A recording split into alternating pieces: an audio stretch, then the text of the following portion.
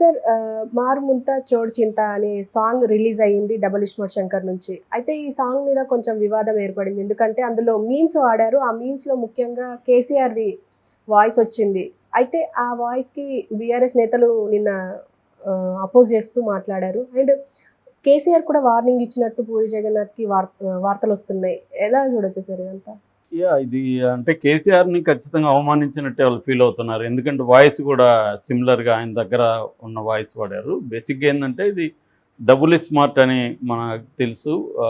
ఇంతకుముందు ఇస్మార్ట్ శంకర్ పెద్ద హిట్ అయ్యేసరికి మధ్యలో లైగర్ తీశారు. దాంట్లో విపరీతంగా డబ్బులు పోయినాయి. సో వాళ్ళు మళ్ళీ రొటీన్ దీంట్లోకి వెళ్ళిపోదాం, అదైతే మాస్గా ఉంటుంది, హిట్ అవుతుంది, పోయిన డబ్బులు తీసుకోవచ్చు అన్నట్టుగా మళ్ళీ స్టార్ట్ చేశారు. డబుల్ స్మార్ట్ అని పేరు పెట్టారు దానికి. అది ఇప్పుడు ఆగస్ట్ 15th రిలీజ్ ఉంది.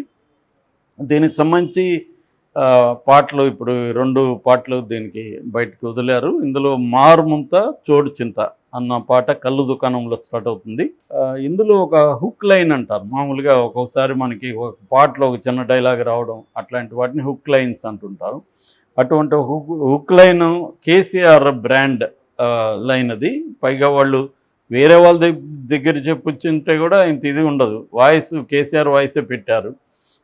అదేంటంటే ఏం చేద్దామంటావు మరి అని, ఏం చేద్దామంటారు అనేది ఆయన ఒక విలేకరుల సమావేశంలో విలేకరు మీద కోపంతో నువ్వు చెప్పు ఏం చేద్దాము, నువ్వు చెప్పు ఏం చేద్దామంటావు మరి అనే ఒక దబ్బాయింపుగా అనే వాక్యం అది. అది నిజానికి ఆయనకి అటువంటివన్నీ కూడా బ్యాడ్ నేమ్ తెచ్చిపెట్టాయి కేసీఆర్కి. విలేకరుల సమావేశాలు చాలా చోట ఆయన అహంకారం అనే ఒక నెరేటివ్ బయటకు పోవడానికి ఇట్లాంటి పని చేస్తాయి. అంటే విలేకరులు ఎవరైనా ఒకవేళ వాళ్ళకి తెలియకుండా అజ్ఞానంతో కూడా అడగచ్చు. అడిగినప్పుడు దానికి సమాధానాలు చెప్పాలి తప్ప వాళ్ళని చాలా దారుణంగా అవమానకరంగా హ్యూమిలేట్ చేస్తూ మాట్లాడడం. నిజానికి ఈయన ప్రజాప్రతినిధి, ప్రజాసేవకుడు యాక్చువల్గా. అంతేగాని తనేదో ఒక రాజులాగా, తెలంగాణకు రాజులాగా బిహేవ్ చేయడం ఇవన్నీ కనబడతాయి. సో ఆ కాంటెక్స్లో ఇది అన్న పదం. అయితే ఇప్పుడు ఏమైందంటే కేసీఆర్కు తెలంగాణ సెంటిమెంట్ మీదనే బతికేశాడు కేసీఆర్ 10 ఏళ్ళు కూడా. నిజానికి చెప్పాలంటే ప్రధానమైన ఆయుధం ఆయనకి తెలంగాణ సెంటిమెంటే. నిజానికి 2019లో కూడా ఆయన ఓడిపోవాల్సింది. అప్పుడు కూడా చంద్రబాబు ఆయన కాపాడాడు. చంద్రబాబు కానీ లేకపోయింటే కాంగ్రెస్ అప్పుడే గెలిచే పరిస్థితి ఉన్నింది. కానీ ఆయన చంద్రబాబు రావడం వల్ల తెలంగాణ సెంటిమెంట్ని రగిలించగలిగాడు. ఇప్పుడు కూడా చంద్రబాబు మళ్ళీ వస్తుంటే కొంత ఊపిరి వస్తుంది కేసీఆర్కి. యాక్చువల్ కేసీఆర్ అండ్ బీఆర్ఎస్ కోమలోకి జారుకుంటూ ఉంది. ఎందుకంటే ఆల్రెడీ 10 మంది ఎమ్మెల్యేలు వెళ్ళిపోయారు, 6 మంది ఎమ్మెల్సీలు వెళ్ళిపోయారు, ఇంకొక 10 మంది పైన లాగేసుకుంటే అసెంబ్లీలో విలీన కార్యక్రమం జరిగిపోతుంది. అట్లాగే కవిత 4 నెలలుగా జైల్లో ఉంది. కవితను బయటికి తీసుకొచ్చే పరిస్థితి లేదు. ఒకప్పుడు కవితను అరెస్ట్ చేస్తే తెలంగాణ తల్లిని అరెస్ట్ చేసినట్టు అన్న నెరేటివ్ తీసుకెళ్లారు. కానీ ఎవడు ఇక్కడ క్యారీ చేయట్లేదు. ఇంకా కావాల్సిందే ఆమెకు 1 year అన్న జైల్లో ఉంటే కానీ వీళ్ళు తగ్గకూడదు దాన్ని కామెంట్లు వినిపిస్తున్నాయి తప్ప ఎక్కడ సింపతి లేదు ఓవరాల్గా. సో అంటే ప్రజల్లో డైరెక్ట్గా కావచ్చు, ఇండైరెక్ట్గా కావచ్చు, లేదా సబ్కాన్షియస్గా కావచ్చు ఒక వ్యతిరేకత కేసీఆర్ పట్ల లేకపోతే బీఆర్ఎస్ పట్ల ఉంది. దాని నేపథ్యంలో చూసినప్పుడు ఇటువంటి పాటకు సంబంధించి కూడా రావాల్సినంత వ్యతిరేకత రాల. అదే కేసీఆర్ ప్రభుత్వంలో ఉంటే పూరీనే ధైర్యం చేసి ఉండకపోవచ్చు కేసీఆర్ మీద. ఒకవేళ పెట్టినా కూడా తీవ్రంగా ఈ పాటికి అల్లర్లే జరుగుండేవి. కానీ ఇప్పుడు ఎవరు పట్టించుకోవట్లేదు అంతగా. ఓన్లీ బీఆర్ఎస్ వాళ్ళే, అది కూడా పెద్ద స్థాయిలేం కాదు, కొంత స్పందనలు వచ్చాయి. కేసీఆర్ నుంచి వార్నింగ్ వచ్చిందని చెప్తున్నారు. కేసీఆర్ను డైరెక్ట్గా చేసి ఉంటాడని నేను అనుకోవట్లేదు. మేబీ కేసీఆర్కి దగ్గర ఉన్నవాళ్ళు వార్నింగ్, కేసీఆర్కి కూడా కోపం వచ్చిందని చెప్పుండొచ్చు పూరికి. మేబీ పూరి కూడా ఇవన్నీ ఆలోచించకుండా పెట్టుంటాడా అనేది డౌటే. ఎందుకంటే పూరికి కూడా తెలుసు ఇది పెడితే ఎలాంటి రియాక్షన్ వస్తుందని. రాని అప్పుడు తీసేద్దాం అనుకుని ఉంటారు. ఎందుకంటే అక్కడ లైన్ తీసేయడం వల్ల కొంపలు మునిగేది ఏం, పాట ఫ్లో మిస్ అయ్యేది ఏమి లేదు. కళ్ళు దుకాణంలో సరదాగా ఉండే ఒక అట్లాంటి కొన్ని వేలు వచ్చాయి తెలుగులో. అటువంటి ఒక ఐటమ్ సాంగ్ అంటారు కదా, ఐటమ్ సాంగ్ అది. కాబట్టి దాంట్లో ఆ లైన్ తీసేసిన వల్ల వచ్చేదేం లేదు. దానివల్ల ఇప్పుడు కొన్ని కోట్లు పెట్టినా కూడా రాని పబ్లిసిటీ సినిమాకు వచ్చింది. సో ఆ రకంగా రేపు ఓపెనింగ్స్ ఉంటాయి. నాకు తెలిసి పూరి కూడా తీసేస్తాడు ఆ లైను.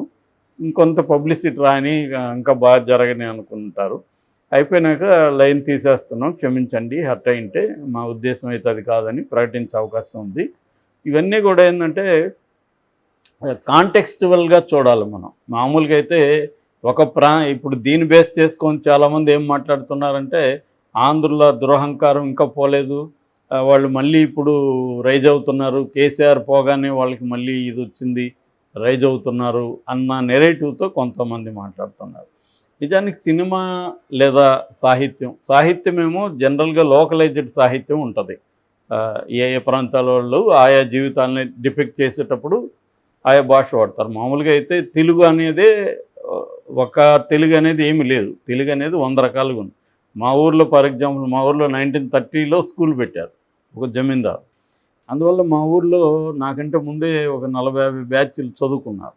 సో ఆ లాంగ్వేజ్ అంతా మారిపోయింది. ఇప్పుడు నాది చిత్తూరు జిల్లా అంటే ఎవరు నమ్మరు చాలాసార్లు. చాలామంది విజయవాడ అంటారు, నెల్లూరు అని అడుగుతారు, అలా అడుగుతుంటారు. కానీ ఎక్కువసేపు మాట్లాడితే నా దాంట్లో 1-2 వస్తాయి. కానీ మా పక్కన 4-5 ఊర్లలోకి మా ఊరికి మా చిన్నప్పుడే లాంగ్వేజ్లో తేడా ఉండేది. ఎందుకంటే మాది కొంత కరప్ట్ అయింది లేదా సొఫిస్టికేషన్ అయింది, ఎలాగన్నా చెప్పచ్చు. నేను కరప్ట్ అయిందనే చెప్తాను. అంటే మా లాంగ్వేజ్ కరప్ట్ అయింది. ఒరిజినల్ లాంగ్వేజ్ ఎడ్యుకేటెడ్ లాంగ్వేజ్కి వచ్చి తేడా వచ్చేసింది. వాళ్ళది అది కరప్ట్ కాబట్టి అప్పుడే మాకు తేడాలు కనబడేవి, విచిత్రంగా ఉండేది వాళ్ళ భాష మాకు, మా భాష వాళ్ళకి. కాబట్టి ఇలాగ తెలుగు అనేది ఏదని లేదు, కానీ బ్రాడ్గా ప్రాంతాలకు సంబంధించిన లాంగ్వేజ్ని ఐడెంటిఫై చేస్తాం. సో ఐడెంటిఫై చేసినప్పుడు గతంలో విలన్స్కి ఏం భాష పెట్టేవాళ్ళు, ఆంధ్ర భాష పెట్టిన సందర్భాలు ఉన్నాయి. ఇప్పుడు సత్యనారాయణ కానీ లేకపోతే రావు గోపాలరావు వీళ్ళు ఏ భాషలో విలనీ చేశారు తెలుగులో? సో కోస్తా భాషలో చేశారు, ఉత్తరాంధ్రలో చేశారు. పైగా తమిళ ఇండస్ట్రీ అంతా తమిళనాడులో ఉంది. తెలుగు మొన్నటి వరకు 90s వరకు కూడా మన తెలుగు ఇండస్ట్రీ తమిళనాడులో ఉంది, చెన్నైలో.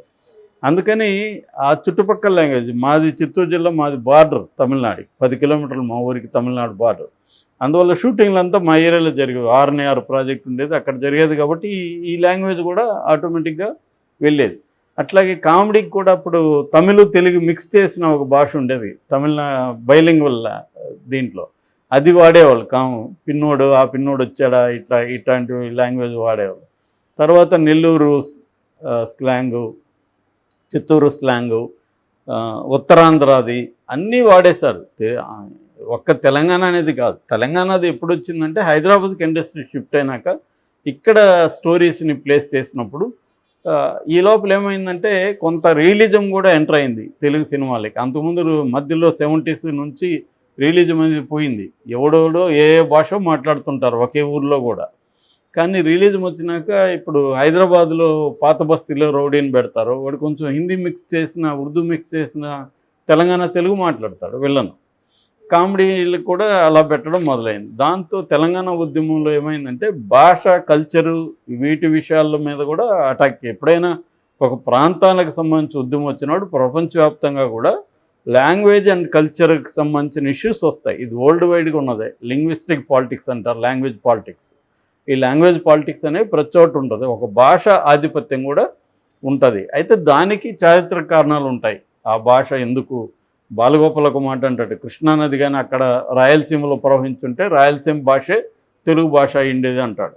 అంటే ఆ సంస్కృతిని బట్టి ఇప్పుడు బ్రిటిష్ వాళ్ళ కల్చర్ ఎందుకు ప్రపంచవ్యాప్తంగా వచ్చింది, వాళ్ళు పరిపాలించారు కాబట్టి. మనం తెలుగు వాళ్ళు పోయి ఇంగ్లాండ్ను, అమెరికాను పరిపాలించుంటే మన భాష అక్కడ తెలుగు మాట్లాడేవాళ్ళు అమెరికాలో. సో ఇదంతా కూడా హిస్టారిక్ కాంటెక్స్ట్లోంచి అర్థం చేసుకోవాలి. దీన్ని ఏంటంటే మరీ ఓవర్ జనరలైజ్ చేసి చూడాల్సిన లేదు. అతను ఏదో సరదాగా పెట్టాడు, కాంట్రవర్సీ అయితే అవని సినిమాకి ప్రమోషన్ వస్తుంది అనుకొని చేసుంటాడు. అంతకంటే ఏదో ఒక సంస్కృతిని దెబ్బతీసేయాలమని సినిమా వాళ్ళు పెడతారని నేను అనుకోవట్లేదు. నేను కూడా సినిమా ఇండస్ట్రీలో 20 ఏళ్ళుగా పనిచేశాను. కాబట్టి వీళ్ళేదో ప్లాన్ చేసుకొని రాయలసీమని మన సినిమా ద్వారా దెబ్బతీసేయాలి అని కూడా సినిమా తీయడు. దీనివల్ల మనకి ఉపయోగం ఉంటుందేమో అనుకొని తీస్తారు. బట్ దాంట్లో కూడా ఆధిపత్య ధోరణి ఉంటుంది. ఎందుకంటే బిగినింగ్లంతా ఎక్కువగా బ్రాహ్మణ సమాజం నుంచి రైటర్సు, తర్వాత కమ్మ సెక్షన్ నుంచి ప్రొడ్యూసర్లు, డైరెక్టర్లు రావడంతో వాళ్ళకి తెలియకుండానే వాళ్ళ కల్చర్లో పెడతా ఉంటారు. ఇప్పుడు మాకు చిన్నప్పుడు పంచదార అంటే మాకు చిర్రెత్తుకు వచ్చేది, ఇదేంద్ర పంచదార, ఎవడిక్కడ పంచదార అంటాడు, మేమంతా చక్కెర అంటాం. పంచదార అని ఉంటుంది, వర్జ్యం అని ఉంటుంది. ఇట్లాంటి పదాలంతా సినిమాలో ఉంటే మాకు అసలు ఏం అర్థమయ్యేది కాదు, తిక్కలేసేది, ఏంద్రా వీళ్ళ భాష అని. సో అది ఇప్పుడు రాయలసీమ వాళ్ళు తీస్తే రాయలసీమ లాంగ్వేజ్ పెట్టారు మళ్ళీ. అట్లాగే తెలంగాణ నుంచి కూడా ఇప్పుడు బలగం కావచ్చు, చాలా సినిమాలు వస్తున్నాయి కదా వరుసగా. కాబట్టి ఆయా ప్రాంతాల నుంచి సినిమాలు తీస్తే కొంతవరకు పెట్టగలరు వాళ్ళు కూడా. ఇప్పుడు తెలంగాణ నుంచి వచ్చేవన్నీ కూడా తెలంగాణ కంప్లీట్ లాంగ్వేజ్ పెడితే మిగతా వాళ్ళు కూడా చూడాలి కదా.